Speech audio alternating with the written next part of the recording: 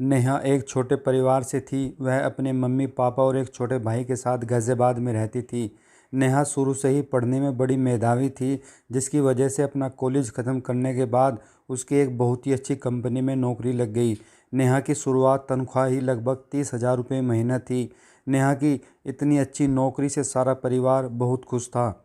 नेहा के mummy papa अब नेहा के लिए एक अच्छा सा लड़का तलाश करने लगे। बहुत ही जल्दी एक होनहार लड़का ढूंढकर नेहा के हाथ पीले कर दिए गए। रोहन और नेहा की शादी काफ़ी धूमधाम से हुई।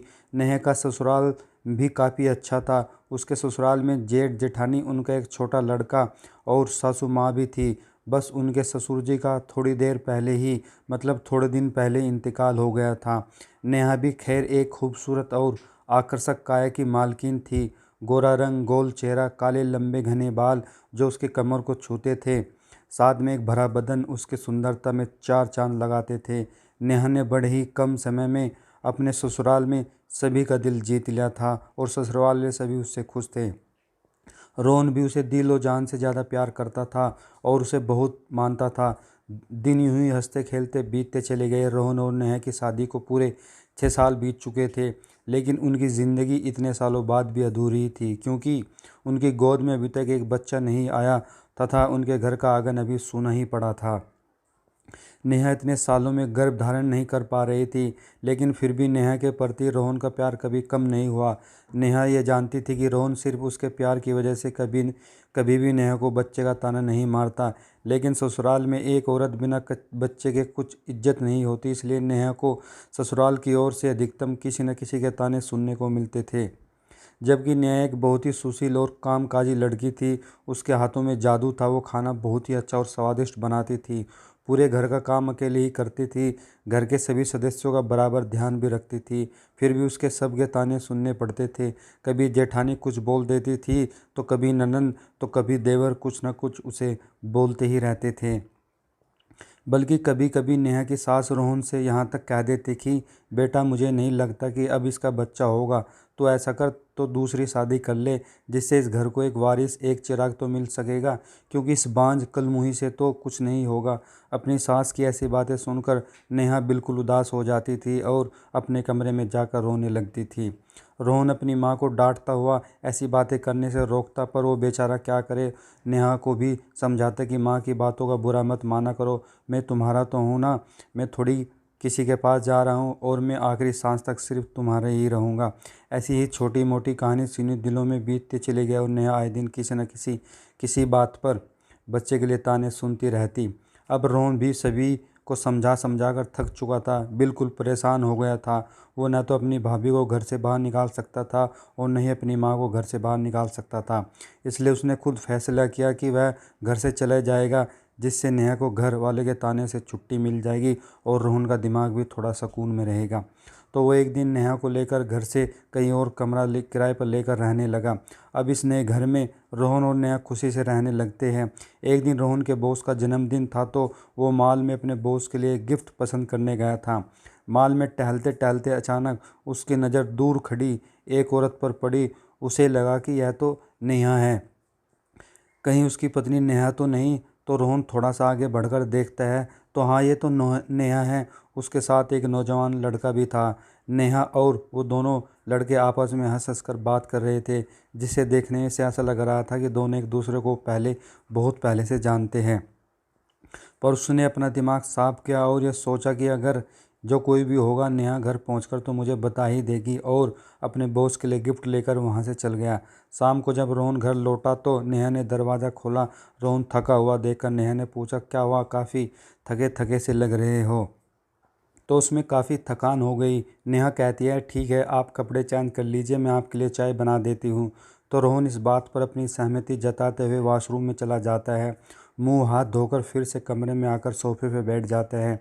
नेहा गर्मा गर्म चाय लेकर आती है और रोहन को देती है। रोहन चाय पीने लगता है और इंतज़ार करने लगता है कि नेहा अब उसे कुछ बताए उस लड़के के बारे में, कि अब शायद नेहा उसे कुछ बताए। पर नेहा अपने घर के काम में जुटी रहती है। तो काफ़ी देर बाद जब रोहन से बर्दाश्त नहीं होता, तो वो पूछ ही बैठता है कि नेहा आज कहाँ गई थी क्या।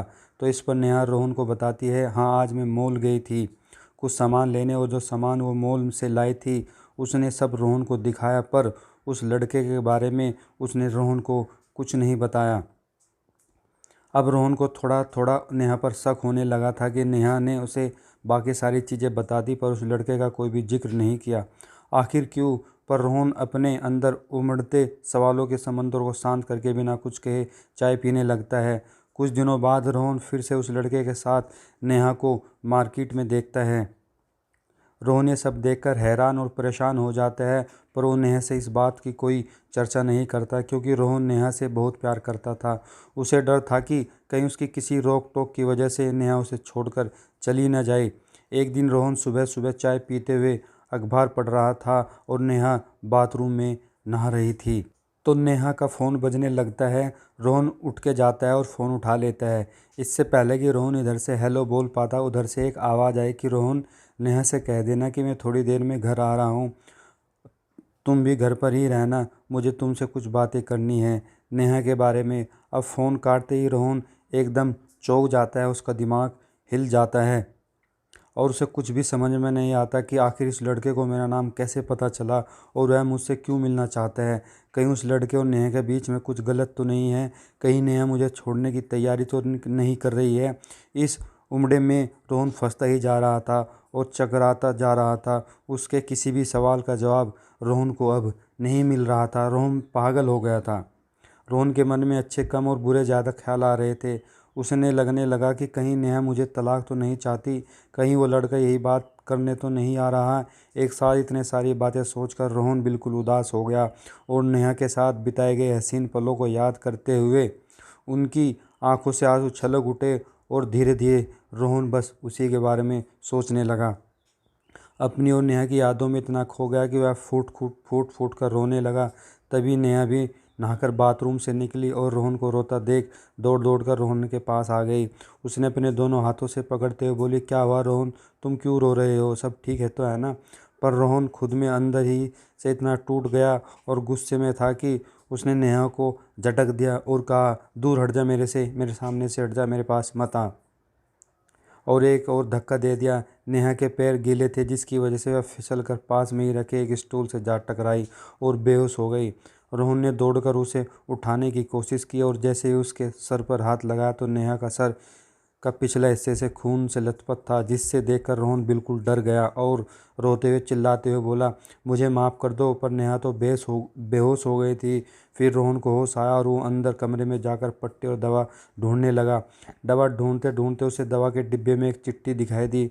रोहन उसे खोल के पढ़ने लगा। उसमें लिखा था कि प्रिय रोहन, मैं तुम्हें कई दिन से यह बताना चाह रही थी कि मैं अपना इलाज एक डॉक्टर से करवा रही थी और वो डॉक्टर मेरा कजिन भाई है। और रोहन, मैं उसी के इलाज और मेहनत की वजह से आज 1.5 महीने से गर्भ से हो। उसने उससे कहा सारे स्टेटस नॉर्मल है और अब की बार सफलतापूर्वक हम दोनों माता पिता बन जाएंगे। मैं कुछ दिनों से उस घर पर खाने के लिए बुलाने वाली हूँ, तो तुमसे भी मिलवाऊंगी। रोहन अभी चिट्ठी पढ़ ही रहा था कि तभी दरवाजे से घंटी बजती है। रोहन दौड़कर दरवाज़ा खोलता है तो सामने वही नौजवान लड़का खड़ा होता है जिससे नेहा मिलती थी। रोहन के कुछ कहने से पहले ही वो बोल उठता है, और रोहन, कैसे हो तुम? शायद मुझे नहीं पहचानते, मैं नेहा का भाई अरुण हूँ। अभी कुछ देर पहले ही मुझसे ही तुम्हारी बात हुई थी। अरुण नेहा को ढूंढते हुए अंदर घुस आ जाता है।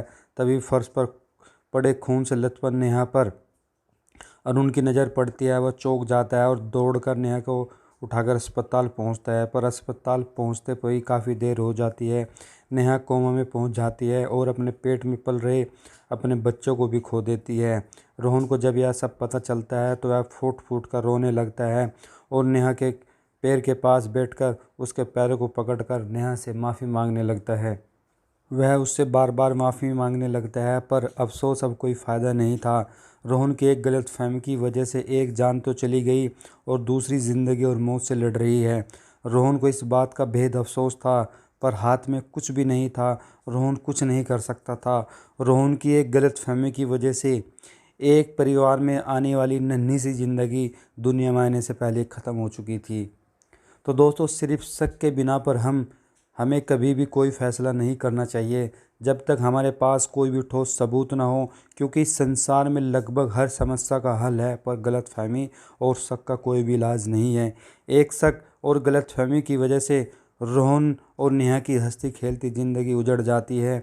जिसकी तमन्ना उन्हें, जिस बच्चे की तमन्ना पूरी ज़िंदगी से थी, वो तमन्ना उनकी उस बच्चे के दुनिया में आने से पहले ही ख़त्म हो जाती है। तो इसलिए हमें अगर रिश्ते को बनाए रखना है, रिश्ते को मजबूती देनी है, तो सबसे पहले अपने दिमाग से गलतफ़हमी को निकालना होगा। तो वीडियो पसंद आई हो तो लाइक करके ज़रूर जाए।